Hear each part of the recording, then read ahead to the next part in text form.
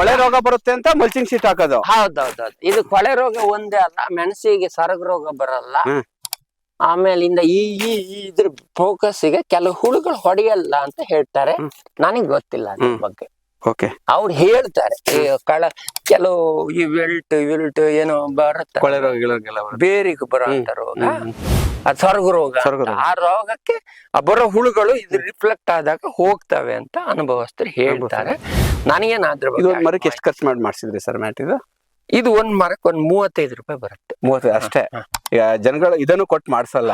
ಈಗ ಹೆಚ್ಚು ಕಮ್ಮಿ ಒಂದ್ 5,000 ಮರ ಅಂತಂದ್ರೆ ಒಂದ್ 2 ಲಕ್ಷ ರೂಪಾಯಿ ಮಾಡಿ 1,80,000 ರೂಪಾಯಿ ಆಗಿದೆ ನಂದು ಪ್ಲಾಸ್ಟಿಕ್ಕಿಗೆ.